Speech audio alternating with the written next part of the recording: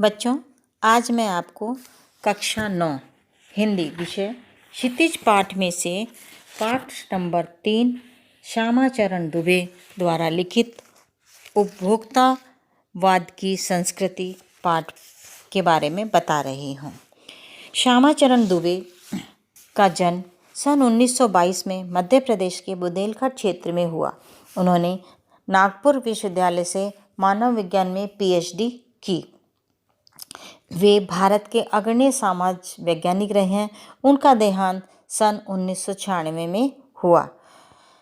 श्यामाचरण दुबे द्वारा लिखित प्रमुख पुस्तकें हैं मानव और संस्कृति, परंपरा और इतिहास बोध, संस्कृति तथा शिक्षा, समाज और भविष्य, भारतीय ग्राम, संक्रमण की पीड़ा, विकास का समाजशास्त्र, समय और संस्कृति। ये उनके प्रमुख पुस्तकें हैं। भारत की जनजातियों और ग्रामीण समुदायों पर केंद्रित उनके लेखों ने बृहद समुदाय का ध्यान आकर्षित किया है। वे जटिल विचारों को तार्किक विश्लेषण के साथ सहज भाषा में प्रस्तुत करते हैं। उपभोक्तावाद की संस्कृति निबंध बाजार की गिरफ्त में आ रहे समाज की वास्तविकता को प्रस्तुत करता है। लेखक का ये मानना है कि हम विज्ञापन की चमक दमक से ही वस्तुओं के पीछे भाग रहे हैं और हमारी जो निगाहें हैं, हम उनकी गुणवत्ता को नहीं देख रहे हैं कि कौन सी चीज़ अच्छी है, कौन सी खराब है। संपन्न और अभिजन वर्ग द्वारा प्रदर्शनपूर्ण जीवन शैली जो अपनाई जा रही है, उसी को सामान्य लोग ललचाई निगाह से देखते हैं और अंधाधुंध उसके पीछे भाग पड़ते हैं, जिसे उपभोक्तावाद ने परोसा है। लेखक की यह बात महत्वपूर्ण है कि जैसे जैसे दिखावे की संस्कृति फैलेगी, सामाजिक अशांति और विषमता भी बढ़ेगी। उपभोक्तावाद की संस्कृति धीरे धीरे सब कुछ बदल रहा है। एक नई जीवन शैली अपना वर्चस्व स्थापित कर रही है। उसके साथ आ रहा है एक नया जीवन दर्शन, उपभोक्तावाद का दर्शन। उत्पादन बढ़ाने पर जोर है चारों ओर। यह उत्पादन आपके लिए है, आपके भोग के लिए है, आपके सुख के लिए है। सुख की तो व्याख्या ही बदल गई है। उपभोग भोग ही सुख है। एक सूक्ष्म बदलाव है नई स्थिति में। उत्पाद तो आपके लिए हैं, पर आप यह भूल जाते हैं कि जाने अनजाने आज के माहौल में आपका चरित्र भी बदल रहा है और आप उत्पाद को समर्पित होते जा रहे हैं। अर्थात कहने का मतलब यह है इस पैराग्राफ में कि जो जैसे जैसे विज्ञापन आ रहे हैं, हम उनको देखते हैं, उनके पीछे भागते हैं, उन्हीं वस्तुओं को लेने के लिए भागते हैं, तो हमारा इस जाने अनजाने में हम ये भूल कर रहे हैं कि हमारा भी चरित्र इसी के साथ, उत्पाद के साथ बदल रहा है और उत्पाद को ही समर्पित हो रहा है। आज बाजार जो है वो विलासिता की सामग्रियों से भरा पड़ा है, जो कि आप लोगों को लुभाता है और जी तोड़ अपनी कोशिश में निरंतर रहता है कि जो दैनिक जीवन में काम आने वाली वस्तुएं हैं, जैसे टूथपेस्ट है, एक छोटा सा, दांत साफ होते हैं टूथपेस्ट से, है ना।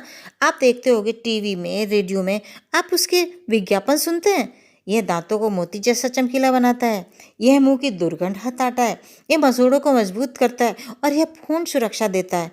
और इसके अलावा कोई कोई तो ये भी कहते हैं ये पेस्ट का मैजिक फार्मूला है, कोई बबूल या नीम के गुणों से भरपूर है, कोई ऋषि मुनियों द्वारा स्वीकृत तथा मान्य वनस्पति और खनिज तत्वों के मिश्रण से बना है। जो चाहे चुन लीजिए। सफाई की क्षमता में अलग अलग, एक से बढ़कर एक। मुंह की दुर्गंध से बचने के लिए माउथ वॉश भी तो चाहिए। सूची और भी लंबी हो जाती है। बस आप इतना सा ही बिल बनाएंगे, ये भी आपका बिल बहुत बड़ा बन जाएगा, है ना। कीमती बहुविज्ञापित ब्रांड जो है वही खरीदना पसंद करेंगे, है ना। ये सब सौंदर्य प्रसाधनों की भीड़ तो इससे भी ज़्यादा चमत्कार करती है। सौंदर्य मतलब जो मेकअप वगैरह का जो सामान होता है वो तो और भी ज़्यादा चमत्कार करता है। उसके लिए तो हर माह नए नए उत्पाद आते हैं और लोग खरीदते हैं। आज ये लिपस्टिक है, आज ये पाउडर है, आज ये क्रीम है, तो कोई साबुन है, कोई ये लेमन के साबुन है। देखो, सौंदर्य प्रसाधन की जो उत्पाद हैं उनमें हर महीने नए नए जुड़ जाते हैं।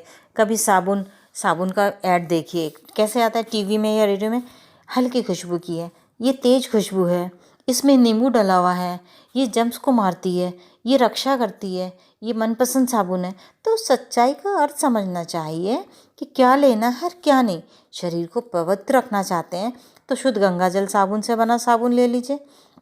इस तरह से चमड़ी को नरम रखना है तो यह लीजिए, महंगी पर उसमें सौंदर्य में निखार ला देती है।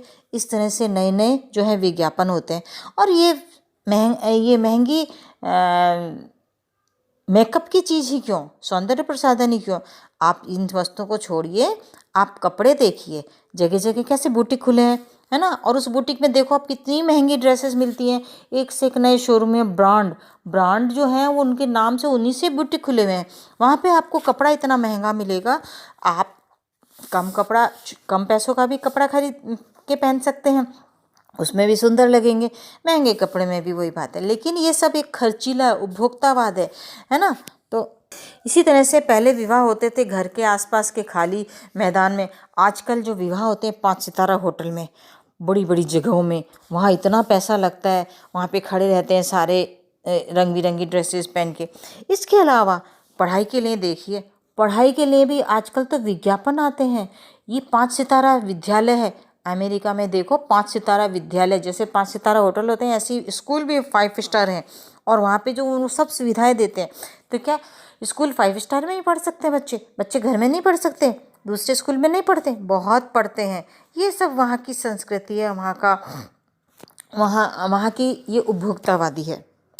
अमेरिका में तो इतना तक हो गया है कि आप मरने से पहले अपना इंतजाम कर लेंगे कि हमें इस जगह चाहिए, वहाँ पे पहले से गार्डन लगा देंगे, फ्लावर लगा देंगे, फूल लगा देंगे, और वहाँ पे म्यूजिक सिस्टम लगा देंगे कि आपकी कब्र के पास में हल्का हल्का म्यूजिक बजता रहे। ये सब एक छोटी सी झलक है उपभोक्तावाद समाज की, लेकिन विशेष जन का समाज पर सामान्य जन भी इसे ललचाई निगाहों से देखता है, और उनकी दृष्टि में एक विज्ञापन की भाषा में यही राइट चॉइस है बेबी, क्या बोलते हैं, यही राइट चॉइस है बेबी।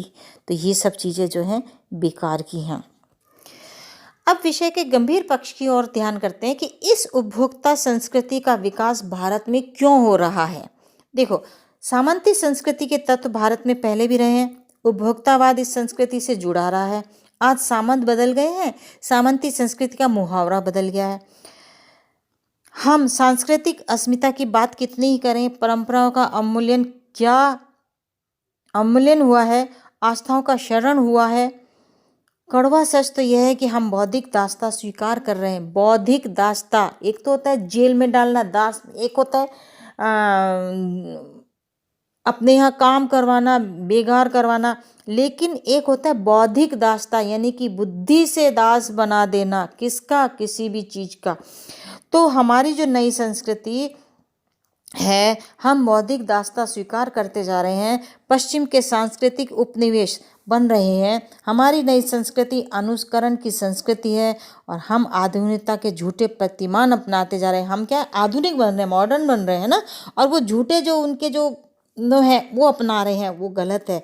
प्रतिष्ठा की अंधी प्रतिस्पर्धा में जो अपना है उसे खोकर शदम आधुनिकता की गिरफ्त में हम आते जा रहे हैं, मतलब झूठे आडंबरों में हम फंसते जा रहे हैं, अपना नुकसान करते जा रहे हैं, अपनी हानि करते जा रहे हैं। संस्कृति की निरंतर शक्तियों के क्षीण हो जाने के कारण हम दिग्भ्रमित हो रहे हैं, और विज्ञापन और प्रसार के सूक्ष्म तंत्र हमारी मानसिकता बदल रहे हैं। उनमें सम्मोहन की शक्ति है, वशीकरण की भी है। अब देखो, छोटे बच्चे जब विज्ञापन देखते हैं कि टॉय आ रहा है, खिलौना है, या गुड़िया है, या कोई खेल है, या कोई खाने की चीज़ है, चॉकलेट वगैरह है, तो बच्चे उसको देखते हैं बार बार। जब वो टीवी पे एक ऐड विज्ञापन देखते हैं तो वो अपने माता पिता से उसी को लाने की जिद करते हैं। तो ये सब क्या है? ये उपभोक्तावाद है, ये एक कमाना है। इस संस्कृति के फैलाव का परिणाम क्या होगा, यह गंभीर चिंता का विषय है। हमारे सीमित संसाधनों का घोर अपव्यय हो रहा है। जीवन की गुणवत्ता आलू के चिप्स से नहीं सुधरती, ना ही बहुविज्ञापित शीतल पेयों से। देखो, लेखक ये कह रहे हैं कि जीवन की जो गुणवत्ता है वो आलू के चिप्स खाने से, जो विज्ञापन आते हैं ना, अंकल चिप्स, ये चिप्स, अमेरिकन चिप्स, वो चिप्स, उनसे, या शीतल कोका कोला, पेप्सी, इन चीज़ों से नहीं बनती है जीवन की गुणवत्ता। भले ही वे अंतर्राष्ट्रीय हों, है ना, पिज्ज़ा और बर्गर कितने ही आधुनिक हो, पर वे कूड़ा खाद्य हैं, कूड़ा खाने में एकदम कूड़ा है। उनसे बहुत नुकसान होता है शरीर को। समाज में वर्गों की दूरी बढ़ रही है, सामाजिक सरोकारों में कमी आ रही है।